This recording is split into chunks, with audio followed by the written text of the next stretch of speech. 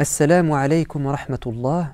Nous allons nous intéresser aujourd'hui au prophète de l'islam et à la colère. Comment le messager de Dieu gérait cette émotion très forte, cette humeur qu'on ne maîtrise pas toujours. Est-ce qu'il était un modèle et un exemple de maîtrise de soi? La réponse est oui, évidemment. Il n'a été envoyé que pour parachever les bonnes mœurs, que pour incarner les vertus, et il fait partie de la bonne moralité de se maîtriser et de ne pas se laisser emporter et aveugler par la colère. Tout d'abord, un témoignage de son épouse Aïcha, et qui mieux que l'épouse d'une personne pour nous décrire, nous dépeindre.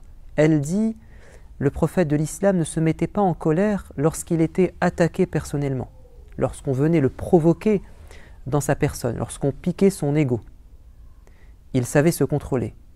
En revanche, il pouvait devenir rouge de colère, il pouvait être courroucé lorsque l'une des limites de Dieu était franchie, c'est-à-dire lorsqu'on commettait un interdit, lorsqu'on perpétrait une injustice, un crime, lorsqu'on bravait la loi.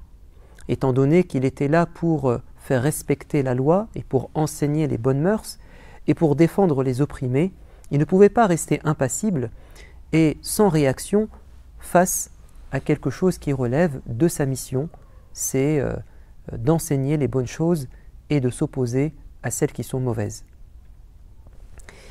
C'est tellement vrai qu'il est rapporté qu'un rabbin avait lu dans la Bible, dans l'Ancien Testament, la description du dernier des prophètes qui correspondait à la personnalité de Muhammad, alayhi salatu wassalam, à l'exception de deux traits de caractère. Ils sont les suivants. Lorsqu'on le provoque, il ne se met pas en colère, et si on lui fait du mal, alors il fait du bien. Ou si on réussit à le provoquer, il sera encore plus clément qu'il ne l'est d'habitude. Et il a tenté par une ruse de vérifier si véritablement ces dernières qualités du portrait du dernier des prophètes correspondaient à sa personne.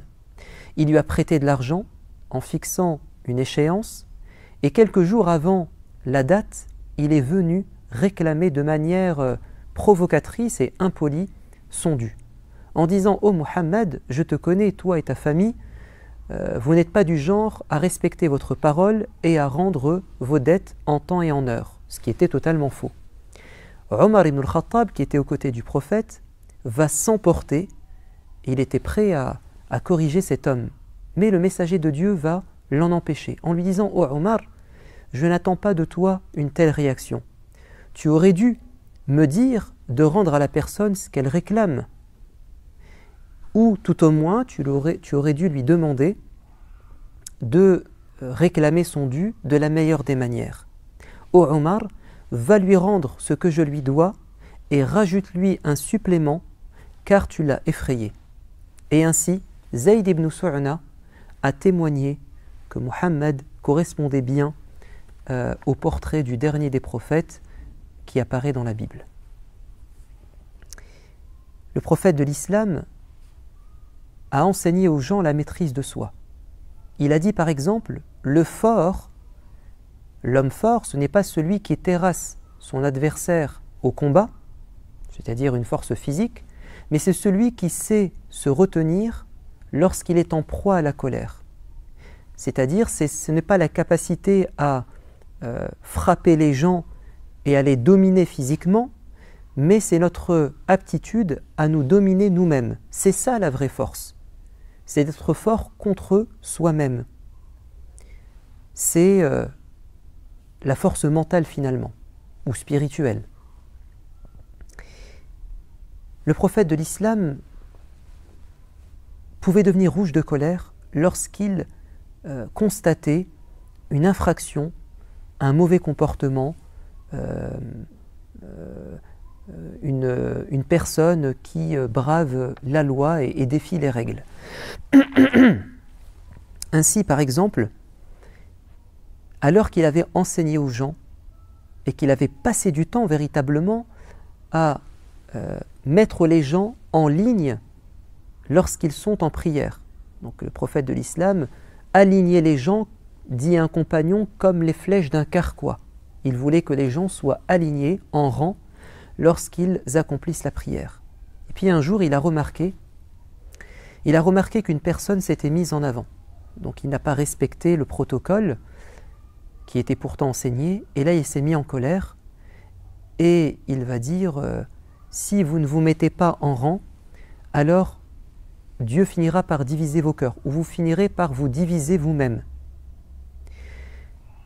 Il avait enseigné aux gens qu'il ne fallait pas, dans sa prière, jouer de son regard, mais avoir un regard fixe pointé sur le sol. Mais certaines personnes, quand même, s'amusaient dans leur prière, ou n'étaient pas concentrées, elles étaient distraites. Et le prophète va dire, en colère, « Je jure par Dieu que je vois ce qui se passe derrière moi, et je sais que certains parmi vous jouent de leur regard. N'avez-vous pas peur que Dieu vous dérobe votre regard ?»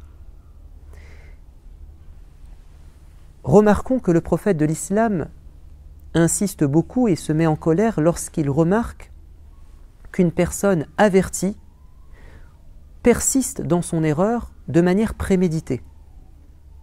Il hausse le ton, il est intransigeant. Mais lorsqu'une personne commet une erreur pour la première fois, par ignorance ou par faiblesse, il est d'une miséricorde sans pareille. Ainsi, un homme dans la mosquée, un bédouin du désert, mal éduqué, a eu une envie pressante et il est parti dans un coin de la mosquée pour se soulager, il a uriné dans le lieu sacré de la mosquée. C'est une forme de blasphème ou de sacrilège. Les gens se sont levés en colère pour l'interrompre, l'arrêter, le corriger, mais le messager de Dieu va leur dire « Restez à vos places, laissez-le terminer tranquillement. » Et lorsque l'homme s'est soulagé, il lui a dit « La mosquée n'est pas faite pour cela. Ce n'est pas un endroit pour faire ses besoins. La mosquée est faite pour adorer Dieu, pour évoquer Dieu, pour l'adoration et le culte. » Et l'homme va dire au Seigneur « Fais miséricorde au prophète Muhammad et ne fais pas miséricorde aux autres. Sois bon envers lui, récompense-le et ne le fais pas avec les autres parce qu'ils ont été violents, ou en tout cas presque violents, à mon encontre. » Il a donc reconnu que le messager de Dieu était un homme sage, pédagogue, et une situation à peu près similaire s'est présentée lorsqu'un homme a parlé dans la prière, parce qu'il n'avait pas encore fait une mise à jour de ce qu'il connaissait de la prière. Il était revenu récemment de son voyage et de son séjour en Abyssinie. Il y était depuis des années, et entre-temps la prière avait évolué. Au départ on pouvait parler dans la prière, mais là c'était terminé, il ne le savait pas. Donc il va prier comme c'était le cas dans le temps. Et une personne va éternuer, et lui il va répondre « Yarhamukallah » de manière spontanée et naïve. Et les gens vont frapper sur leur cuisse pour lui dire « tais-toi ». Et à la fin de la prière, le prophète, tranquillement, calmement, il va lui dire « on ne peut plus parler dans la prière, c'est comme ça qu'on doit prier ». Et il va dire la même chose au Seigneur. Il a dit « je n'ai jamais vu un enseignant aussi doux, aussi souple que le prophète de l'islam. Fais-lui miséricorde ». Donc oui, pour la colère, quand il y a un mal qui se produit sous nos yeux, mais il faut différencier les intentions et les circonstances. Le prophète de l'islam pouvait exprimer une colère très grande en fonction de la gravité du péché. Un jour, il était accoudé, presque allongé, et il citait les grands péchés, les péchés capitaux.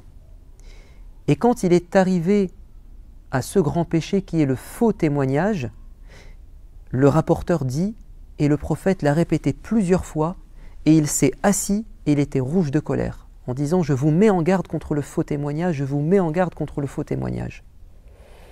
Donc sa colère, on la voit s'exprimer quand il s'agit de quelque chose de grave.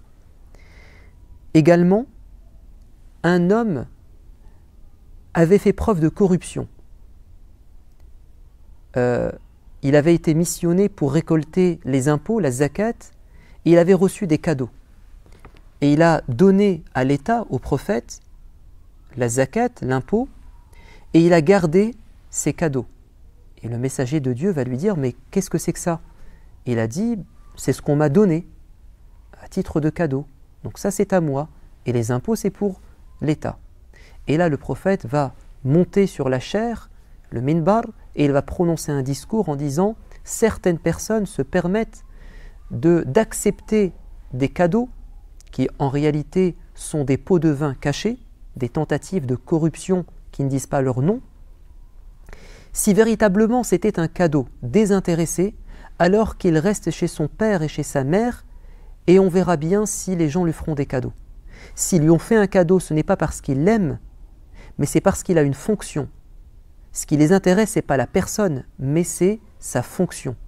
Donc on t'a donné des cadeaux parce que tu as ce poste. Donc il y a une volonté de te soudoyer, et donc c'est une corruption qui ne dit pas son nom. Et le prophète était rouge de colère lorsqu'il a parlé de ça. Également, le prophète de l'islam, un homme dit « J'ai frappé mon serviteur » et il y avait quelqu'un derrière moi qui était rouge de colère, et c'était le prophète, et j'ai tellement lu sur son visage la colère que j'ai dit « Prophète, prophète, je le libère, je l'affranchis pour me faire pardonner, je lui rends sa liberté. » Et le prophète a dit « Tu as bien raison, car si tu ne l'avais pas fait, tu aurais payé en enfer la violence que tu lui as infligée. » On voit à quel point le prophète était là pour polir les bons comportements, même lorsqu'il s'agit du maître avec son serviteur. Également,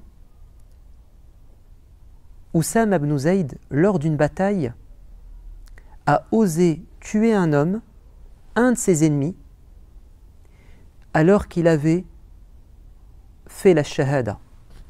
Oussama raconte, nous étions dans une bataille et on a poursuivi à plusieurs un homme, un ennemi, et lorsqu'on était prêt à le tuer, il a fait la shahada, c'est-à-dire il a annoncé qu'il était devenu musulman.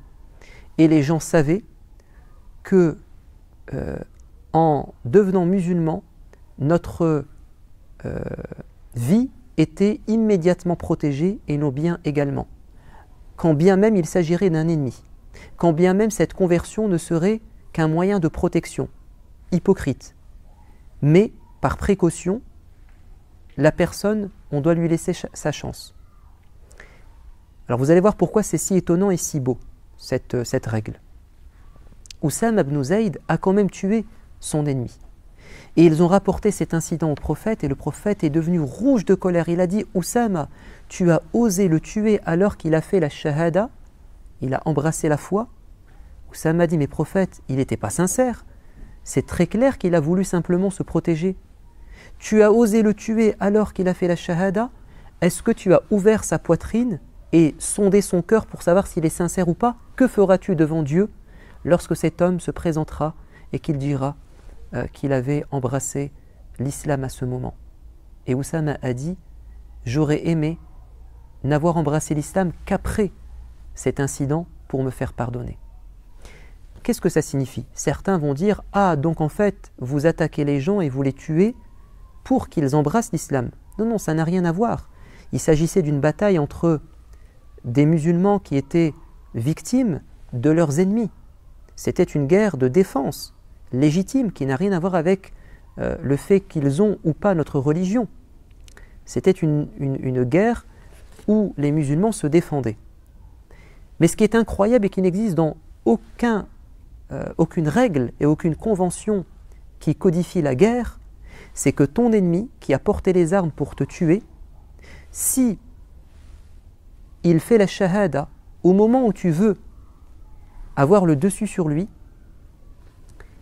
alors il est immunisé. Tu n'as plus le droit de lui faire quoi que ce soit, car c'est peut-être un signe qu'il a changé. Et un homme avait dit, prophète, si je suis dans une bataille et que mon ennemi me coupe le bras, et qu'ensuite j'arrive à avoir le dessus sur lui, et qu'il fait la shahada pour échapper à la mort, est-ce que je dois lui laisser sa chance? Le prophète a dit oui, tu dois lui laisser sa chance. Quand bien même il t'aurait coupé le bras, et que donc il est ton ennemi farouche, tu dois quand même lui laisser la vie sauve. C'est dire à quel point l'islam ne cherche pas à tuer les gens, et à quel point l'islam veut que les gens ne soient pas belliqueux.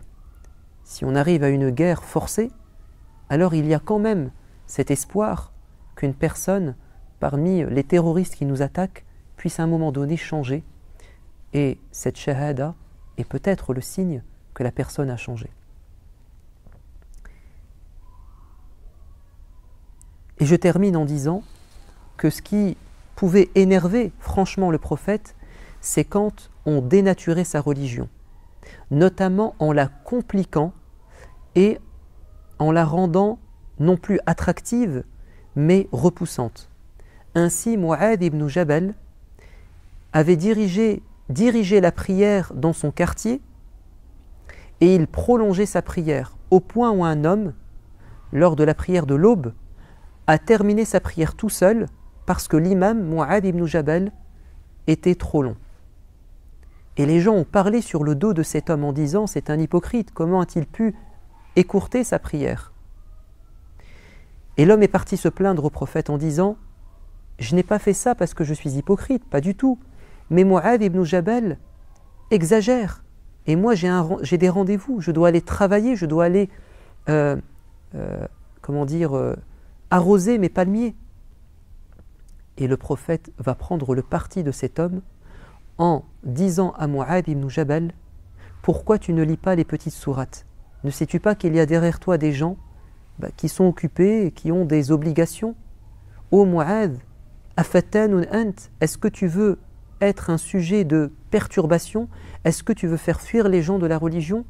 Est-ce que tu veux les mettre dans cette situation délicate? » Et il a donné raison à cet homme en remettant à sa place Mu'adh ibn Jabal, parce qu'il ne voulait pas qu'il soit un faux modèle et que les imams ensuite le prennent comme exemple et qu'ils mettent les gens dans la difficulté. Je termine vraiment par cet exemple. 3 personnes sont venues interroger Aïcha, l'épouse du prophète, alors que le prophète était encore vivant, sur sa pratique religieuse à la maison, dans l'intimité. Et lorsqu'ils vont entendre ce que va dire Aïcha, ils vont minimiser ce que fait le prophète en disant « nous devrions faire plus que lui. Il n'en fait pas assez, mais c'est normal, il a le paradis garanti. Nous, on a un devoir supplémentaire d'obligation religieuse. L'un va s'engager à jeûner toute sa vie et à ne jamais rompre son jeûne. Quant à l'autre, il va s'engager à passer toutes ses nuits en prière. Et le troisième va s'engager à vivre dans le célibat et à ne jamais se marier, pensant que cela ferait plaisir à Dieu. Et quand Aïcha va rapporter ça au prophète, il va se mettre en colère en disant « mais je suis celui qui craint le plus mon Seigneur, je suis celui qui sait le mieux l'adorer. Comment peuvent-ils faire autrement et choisir une autre voie que la mienne, celle de la modération ?» Et il va dire « je prie parfois la nuit et parfois je dors. Il m'arrive de jeûner, mais il m'arrive parfois de ne pas jeûner. Et je suis marié.